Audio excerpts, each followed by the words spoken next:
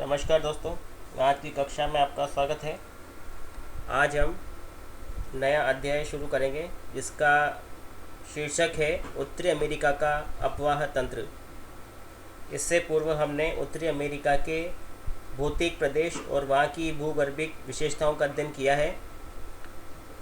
आज हम यहाँ की नदियों तथा उसकी प्रमुख झीलों के बारे में अध्ययन प्रारंभ करेंगे। उत्तरी अमेरिका के आर्थिक विकास में नदियों की महत्वपूर्ण भूमिका रही है। यहाँ की अधिकांश नदियाँ परिवहन की सुविधा प्रदान करती है। फलस्वरूप परिवहन की सुविधा प्रदान करने के कारण इनका आर्थिक महत्व भी है। आर्थिक महत्व होने के साथ साथ यह उपजाऊ मैदान भी प्रदान करती है। उपजाऊ मैदान प्रदान करने के कारण यहाँ पर विभिन्न प्रकार की फसलों की कृषि आसानी से की जाती है।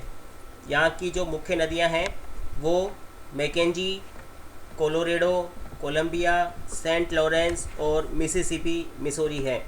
ये यहाँ की मुख्य नदियाँ हैं जिसमें Mackenzie, Saint Lawrence, Columbia, Colorado, Mississippi तथा मिसौरी को सम्मिलित किया जाता है।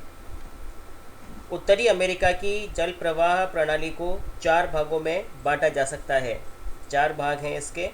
नंबर 1, प्रशांत नदी प्रणाली, यानी जो नदियाँ प्रशांत महासागर में अपना जल लेकर के जाती हैं उन्हें प्रशांत नदी प्रणाली के अंतर्गत रखा गया है।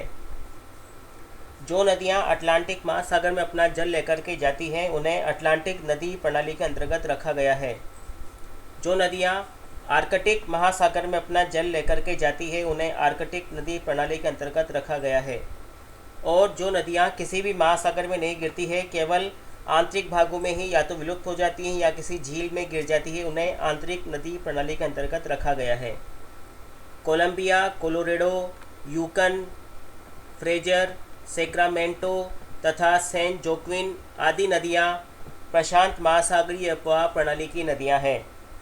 इसी प्रकार ओटावा, सेग्यून, हडसन, रेड तथा मिसिसिपी और सेंट लॉरेंस आदि नदियाँ अटलांटिक महासागरीय अपवाह प्रणाली का अंग हैं। इसके बाद तीसरे नंबर पर है आर्कटिक नदी प्रणाली। इसमें अथाबास्का, पीस, मैकेंजी और नेल्सन आदि नदियों को सम्मिलित किया जाता है। ये नदियाँ आर्कटिक महासागर में अपना जल लेकर के जाती हैं।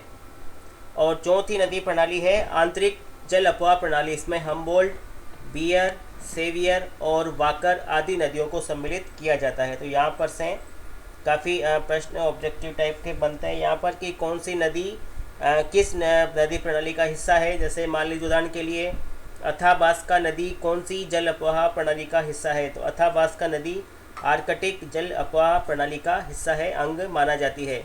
इसी प्रकार से कोलोरेडो नदी कौन सी नदी प्रणाली का अंग है, हिस्सा है, तो कोलोरेडो नदी प्रशांत महासागरीय अपवाह प्रणाली का हिस्सा है। इसी प्रकार से अगला प्रश्न हो सकता है कि सेंट लॉरेंस नदी किस जल प्रवाह प्रणाली का अंग है, तो सेंट लॉरेंस नदी अटलांटिक महासागरीय जल अपवाह प्रणाली का अंग मानी जाती है। तो इस प्रकार से 4 अपवाह प्रणालियाँ यहाँ पर हैं। प्रशांत नदी अपवाह प्रणाली, अटलांटिक महासागरीय नदी अपवाह प्रणाली, आर्कटिक महासागरीय नदी अपवाह प्रणाली और आंतरिक अपवाह प्रणाली। ये देखिए यहाँ पर आप देख सकते हैं दोस्तों कौन कौन सी मुख्य नदी प्रणालियाँ यहाँ पर है। नंबर 1, ये देखिए मैकेंजी नदी जो कि आर्कटिक महासागर अपना जल लेकर के जाती है। इसके बाद यहाँ पर आप देख रहे हैं ये है यहाँ पर कोलंबिया नदी। देखिए कोलंबिया नदी प्रशांत महासागर में अपना जल लेकर के जाती है। इसके बाद ये है कोलोरेडो नदी, ये भी प्रशांत महासागर में अपना जल लेकर के जाती है। इसके बाद ये देखिए यहाँ पर आप ओंटारियो झील से निकलने वाली सेंट लॉरेंस नदी जो कि अटलांटिक महासागर में अपना जल लेकर के जाती है। और तीसरी जो मुख्य नदी है मिसिसिपी नदी, ये अपनी सहायक नदियों के साथ साथ अटलांटिक महासागर में अपना जल लेकर के जाती है। कुछ नदियां हैं जो यहाँ पर इस ग्रेट बेसिन में विलुप्त हो जाती हैं या फिर यहाँ की जो झीलें हैं उनमें मिल जाती हैं। इन्हें आंतरिक जल अपवाह प्रणाली की नदियों के नाम से जाना जाता है। अब सबसे पहले हम अटलांटिक महासागर की जल अपवाह प्रणाली का अध्ययन करेंगे क्योंकि काफ़ी महत्वपूर्ण है। सेंट लॉरेंस और मिसिसिपी नदियाँ इस जल अपवाह प्रणाली की मुख्य नदियाँ हैं। दोनों ही उत्तरी अमेरिका के मध्यवर्ती भाग से होकर के बहती है। सेंट लॉरेंस महान झील झीलों के मार्ग से होकर के बहती हुई अटलांटिक महासागर में गिर जाती है, जबकि मिसिसिपी नदी मध्य भाग से निकल करके दक्षिण की ओर बहती हुई मेक्सिको की खाड़ी में गिरती है। तो दोनों में अंतर इतना ही है कि दोनों निकलती मध्य भाग से ही है, लेकिन सेंट लॉरेंस नदी उत्तर की ओर प्रवाहित होती हुई सेंट लॉरेंस की खाड़ी में गिरती है, और जो दूसरी नदी है मिसिसिपी नदी वो मेक्सिको की खाड़ी में जाकर के गिरती है। सबसे पहले हम सेंट लॉरेंस नदी का अध्ययन करेंगे। सेंट लॉरेंस जो नदी है इसका जो उद्गम है वो भी आपको बताया था मैं दोस्तों। इसका उद्गम ओंटारियो झील से होता है। महान झील प्रदेश में 5 झील स्थित हैं: Mississippi, Superior, Michigan, Huron, Erie और ओंटारियो। तो ओंटारियो जो झील है वहाँ से इसका उद्गम होता है। ये इस 5 सम्मिलित झील प्रदेश की सबसे छोटी झील है, जहाँ से सेंट लॉरेंस नदी का उद्गम होता है। यह महान झील प्रदेश से होकर के प्रवाहित होती है। इसकी कुल लंबाई है 3130 किलोमीटर, और चूंकि यह झीलों से जुड़ी हुई है, महान झीलों से जुड़ी होने के कारण इसमें वर्ष भर जल भरा रहता है। यह नदी सेंट लॉरेंस खाड़ी में गिरती है। अभी आपको बताया था मैंने, सेंट लॉरेंस खाड़ी में नदी गिरती है। इस नदी के माध्यम से सेंट लॉरेंस की खाड़ी से लेकर के सुपीरियर झील तक जल मार्ग प्रदान होता है। तो यह नदी संयुक्त राज्य अमेरिका का एक विशाल, या उत्तर अमेरिका का एक विशाल जल मार्ग, आंतरिक जल मार्ग भी प्रदान करती है, जो कि सेंट लॉरेंस नदी के मुहाने से लेकर के सुपीरियर झील तक है। तो काफ़ी लंबा जलमार्ग और काफ़ी महत्वपूर्ण जलमार्ग इस नदी के द्वारा प्राप्त होता है। यह जलमार्ग उत्तरी अमेरिका का सबसे व्यस्ततम जलमार्ग है। सेंट लॉरेंस नदी का जो जलमार्ग है उत्तरी अमेरिका का सबसे व्यस्ततम जलमार्ग है, जो कि सेंट लॉरेंस नदी के मुहाने से लेकर के सुपीरियर नदी तक है। स्थान स्थान पर इसे झीलों, नहरों के द्वारा इन्हें आपस में जोड़ दिया गया है। उदाहरण के लिए ईरी तथा ओंटारियो झील के मध्य में वेलेंड नहर का निर्माण किया गया है। देखिए यहाँ पर बताया भी गया है, ईरी तथा ओंटारियो झील के मध्य में वेलेंड नहर का निर्माण किया गया है, जो कि ईरी तथा ओंटारियो झीलों को जोड़ती है और निर्बाध रूप से जलमार्ग प्रदान करती है।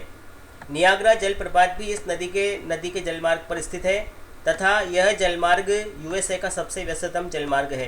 जैसा कि आपको बताया मैंने, यह जलमार्ग यूएसए का सबसे व्यस्ततम जलमार्ग है।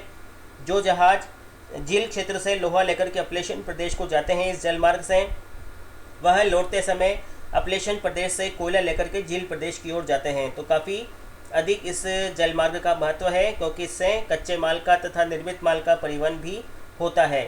साथ ही साथ विभिन्न प्रकार की कृषि उपजों, पशु उत्पादों का परिवहन भी इस जलमार्ग से किया जाता है।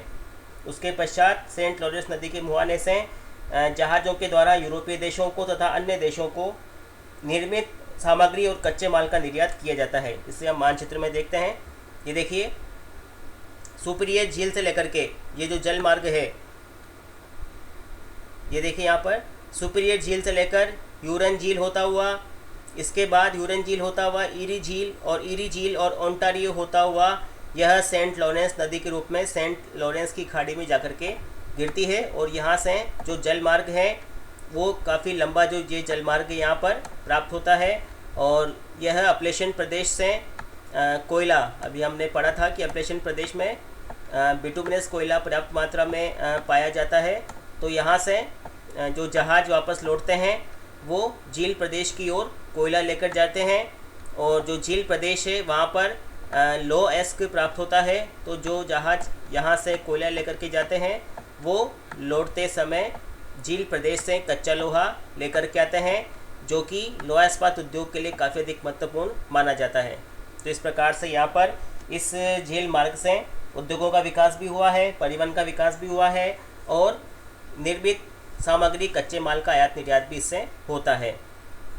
ये देखिए, ये जो नहर है ईरी और ओंटारियो झील को जोड़ने के लिए नहर बनाई गई है, जिसे वेलेंड नहर के नाम से जाना जाता है। काफ़ी महत्वपूर्ण है। वेलेंड नहर ईरी तथा ओंटारियो झीलों को जोड़ने का कार्य करती है, और यहीं समीप ही नियाग्रा जलप्रपात भी स्थित है। नियाग्रा जलप्रपात भी यहीं समीप ही स्थित है। तो इस प्रकार से ये संयुक्त राज्य अमेरिका का, उत्तरी अमेरिका का काफ़ी महत्वपूर्ण व्यस्ततम जल मार्ग है, जो कि सेंट लॉरेंस नदी के द्वारा प्राप्त होता है। इसका उद्गम ओंटारियो झील से होता है, जो कि इस व्यस्ततम झील प्रदेश से होकर के प्रवाहित होती है, और ये अंततः सेंट लॉरेंस नदी की खाड़ी में गिर जाती है। इसकी कुल लंबाई 3130 किलोमीटर है, और यह संयुक्त राज्य अमेरिका का, उत्तर अमेरिका का सबसे व्यस्ततम जलमार्ग भी प्रदान करने वाली नदी है। तो इस प्रकार से ये नदी काफ़ी, इसका जो महत्वपूर्ण, सबसे महत्वपूर्ण जो योगदान है वह इस नदी का ये है कि यह संयुक्त राज्य अमेरिका का, उत्तरी अमेरिका का व्यस्ततम जलमार्ग प्रदान करती है। तो दोस्तों आज हम इतना अध्ययन करेंगे। शेष नदियों का, शेष जो अपवाह तंत्र है उसका अध्ययन हम अगली कक्षा में करेंगे। धन्यवाद। धन्यवाद भाई साहब जी।